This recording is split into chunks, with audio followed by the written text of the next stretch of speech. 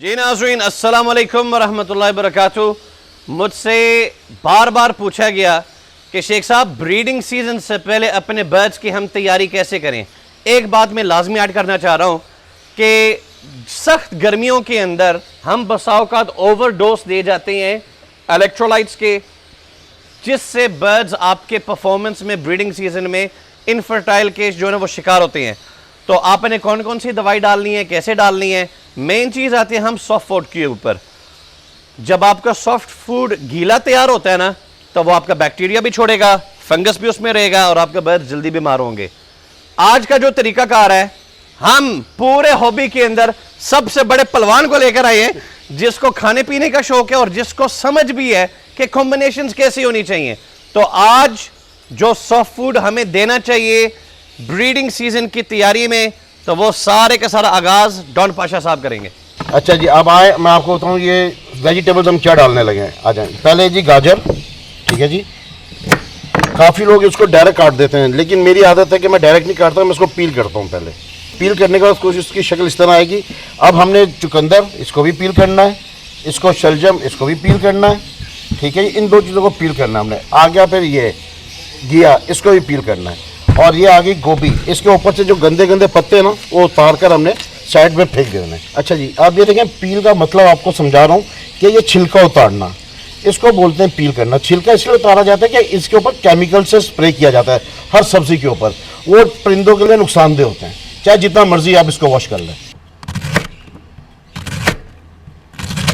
और इस तरह काटने के बाद मैं अभी सब्जियां काटने लगा हूँ। या देखिएगा किस तरीके से काट रहा हूँ। मैं थोड़ी बड़ी रखूँगा क्योंकि मैंने इन सबको बाद में ग्राइंड करना होता है मशीन के अंदर सुखाने के बाद।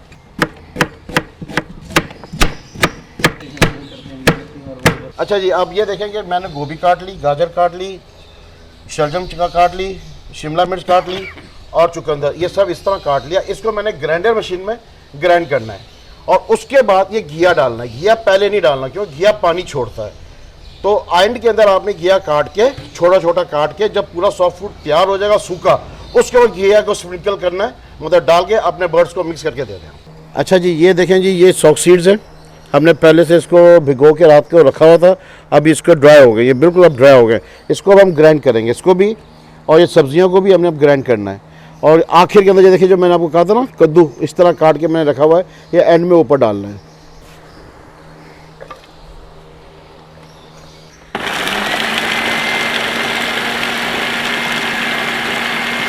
सर ये देखें जी, मैंने ग्राइंड किया है। अब ग्राइंड का साइज़ आप ये देखें जी कितना है। ये देखें जी, ये ग्राइंड करने का मकसद ये है कि ये बर्ड को आराम से एक दाना पकड़ के अपने स्टिक पे बैठ के इसको चबा कर खाता है। अब ये है जी सॉक सीड्स, ठीक है जी। अब इसको हमने करना है, ठीक है जी। आप इसको ग्राइंडर समझ लें या चॉपर समझ लें, एक ही चीज़ है जी। वर्जिन ऑयल, और देना कितना है आपने, 1 टेबल स्पून ऐसे इसको डाल के अब इसको आपने चॉप कर लेना है। सर ये है स्पाइरुलिना, 1 ग्राम आपने डालना है। अच्छा, ये हर्ब्स है, ये मेरे खुद के तैयार किए हुए हैं, ठीक है सर। ये मैं आपको बता रहा हूँ, ये आपने डालना है 1 ग्राम। ठीक हो गया सर। लोग मोरिंगा के पत्ते डालते हैं, हम सुवांजना डालते हैं, मोरिंगा के फूल। हमसे मुराद काशिफ भाई जी। ठीक हो गया सर। ये आपने डालना है, 2 ग्राम के डालना है, ठीक है सर। कोई प्रोबायोटिक डालता है, कोई सर ये बताएंगे। सिम्बायोटिक, ये वेरी गुड प्रोडक्ट, ये लाजमी डालना चाहिए।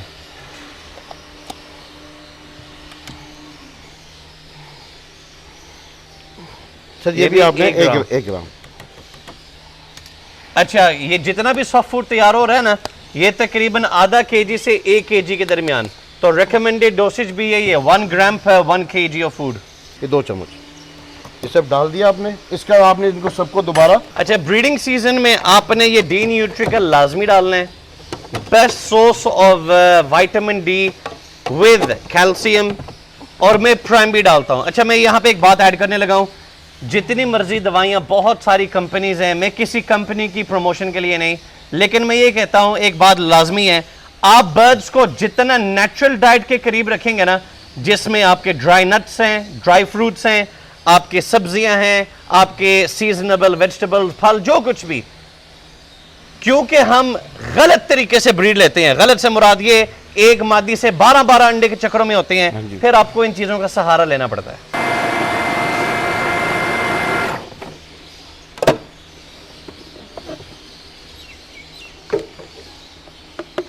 अच्छा जी, ये है जी एग एंड बिस्किट।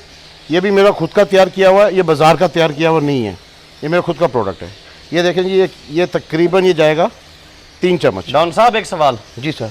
आपने सब कुछ तैयार कर लिया, आपने इसमें अंडा क्यों नहीं डाला? अंडा इसलिए नहीं डाला, अंडा इन दिनों के अंदर आप डालोगे ना, थोड़ी देर एक्स्ट्रा रखेंगे हम लोग अपना एग एंड बिस्किट जो भी है, उसके अंदर फंगस लग जाती है। यानी आपके कहने का मतलब है ये जो आपने सॉफ्ट फूड तैयार किया है, हाँ जी, तो ये पड़ा रहे तो कोई मसला नहीं? मेरा पड़ा रहता, मैं दूसरी सुबह निकालता हूँ और आपने माशाल्लाह मेरे बर्ड्स देखे हैं कैसे हैं, और ये बिल्कुल ड्राई होता है। अच्छा, काशिफ भाई का जो फॉर्मूला है वो अपने सॉफ्ट फूड के अंदर अंडा नहीं डालते, लेकिन मैं कहता हूँ ये बरसात का मौसम गुजर जाए जिसमें हम खड़े खड़े पसीना आ रहा है, जब ये मौसम गुजर जाए तो आप इसमें चाहें बॉइल्ड एग्स मिक्स करके आप डाल दें।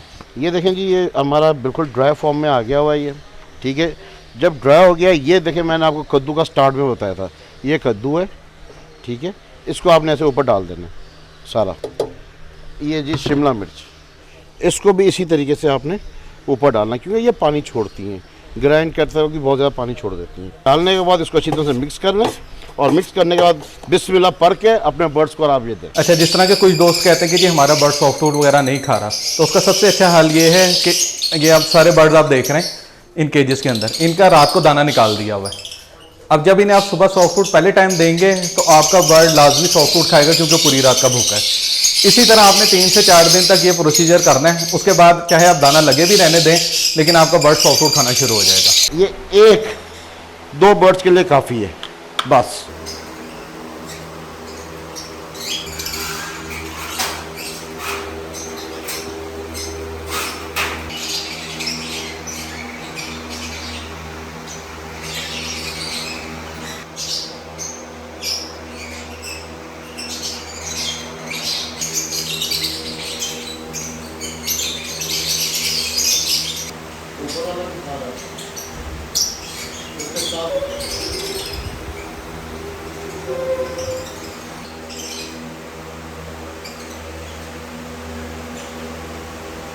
हमारे शेफ साहब को भूख लगी है, उन्हें क्या मैं होना तो बात कोई कम नहीं करना, तो मैंने खाना खिला। तो भाई आप लोगों ने वीडियो देख लिए। देखिए, मैं यहाँ पे एंड पे एक बात कहना चाहूँगा, हर बंदे का तरीकाकार अलग होता है सॉफ्ट फूड बनाने का। तो ये एक फॉर्मूला था जो कि काशिफ भाई ने बनाया, मैंने मकतब में अपनाया, मुझे अच्छा लगा। अगर आपकी कोई राय हो कि किसी और मौजू पे हमें कलेक्टिवली एक वीडियो बनानी चाहिए, कमेंट्स में ज़रूर शेयर कीजिए। That's enough for today. और आप सबका शुक्रिया, इतनी गर्मी में आप लोग आए, और आप सबका शुक्रिया। आपका भी शुक्रिया। आपका शुक्रिया शेख साहब। ये जो आपने स्पेशल बनाया ना, वो ये hummus bin laham। hummus bin laham, very tasty.